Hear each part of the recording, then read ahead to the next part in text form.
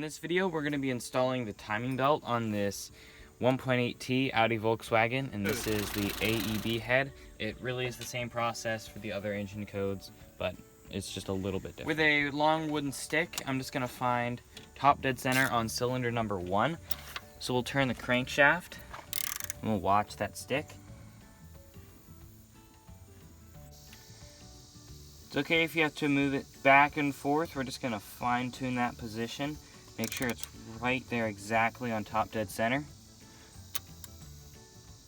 Right there is top dead center. What you're really feeling for is you'll feel the stick move up and down, and right on that crest, right at the top is where you want the stick to be. You'll feel it move up, and then right whenever it stops moving, that's top dead center. There's 2 timing marks right here on the top timing gear and on the valve cover right here. So with the valve cover in place, I'm going to line these 2 marks up. I didn't want to crank too much on this bolt here. I didn't want to break it, so I just used this wrench here, and I was able to get a good enough grip to hit that, and now these 2 timing marks are lined up. The 2 timing marks are right here on that slot and right there. Now we got a brand new timing belt. We have a Gates. Let's go ahead and start putting this on. Now it's not just as simple as just slap the timing belt on there. This is just the right amount of teeth to get around here, so it's really tight to get on, and you're gonna have to play with it for a little while. On the AEB engines, this is a 153 tooth belt. So now we'll start to put this on. What I'm gonna do is just put this halfway on this belt here and just start to slide this in place around the gears, and you'll quickly realize that this is not going to be easy. You can see that the tensioner is kind of in the way, so I'm just going to remove the tensioner. We have the tensioner compressed, the pin is still in it. Alright, there's the tensioner, and now this swings down and gives us a little bit more room. So now we'll pull this belt as tight as we can. Right there. Swing it around. That slides on right there. Now whenever I feel this is like a natural amount of tension, like I would not be able to stretch it and get another tooth. So you just wouldn't be able to. It's like the right tension. We'll start by threading on the 1 bolt down here. Now we should be able to push this into position. If I take this pulley here, pull up, slide the tensioner in place. Now we can go ahead and thread it in. That went pretty smooth. Now we can go ahead and tighten up the tensioner. As soon as I put that tensioner back in, everything really tightens up. It's already pretty tight, but whenever we remove this pin, it'll be even tighter.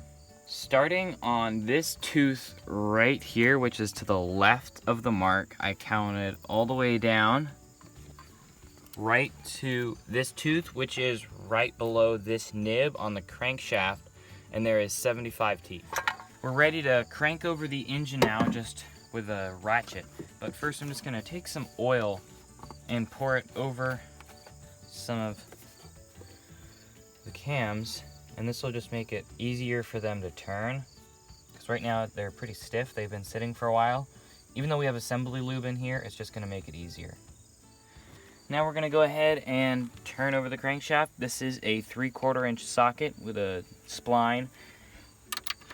3/4 inch is an equivalent to a metric size. 3/4 inch fits on here.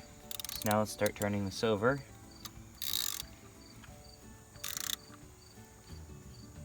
You can watch the cams move.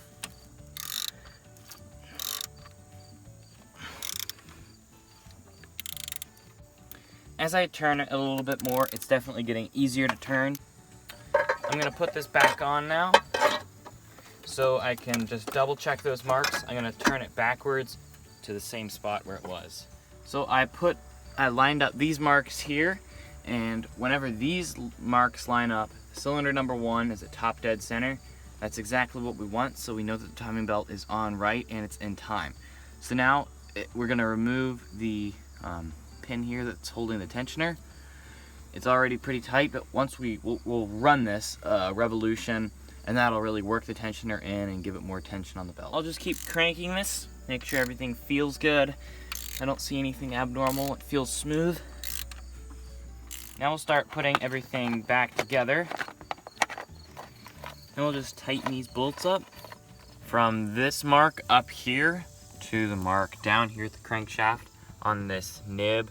That is 75 teeth. Put on the harmonic balancer crankshaft pulley. Now we'll put the cooling fan on, and this bolt here goes in the back. It's in uncomfortable position, and then that screws in.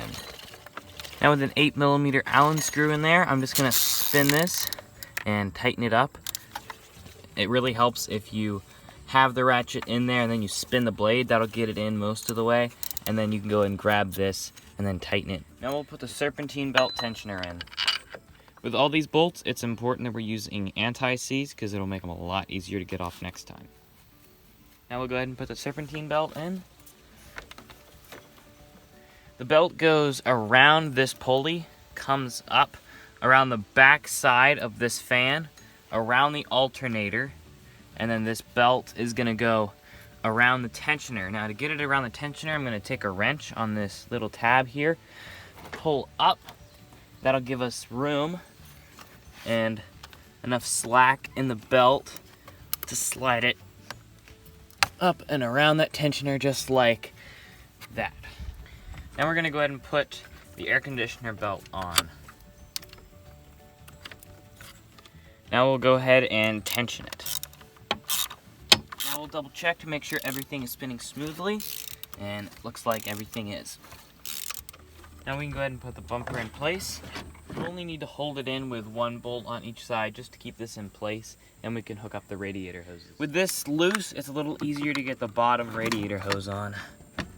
If you put silicone grease on these lines here, it makes them a lot easier to take on and off. You wouldn't want to use just like car grease because that would deteriorate the rubber. It's important that you would use silicone grease. Once you get this lid in place, we're going to just slide these clips in. We actually made these clips out of coat hangers a few years ago, and they've been working great. The old ones just rusted all the way off. Now we can connect it to the coolant supply hose. Now we can go ahead and just plug in the injectors. And the wire on the end hooks up to the cam position sensor. Now we'll put the spark plugs and coil packs in. Then we'll bolt in the antifreeze reservoir. Now we'll start charging the battery. Now we'll put the air box in. Now we're gonna try to crank it.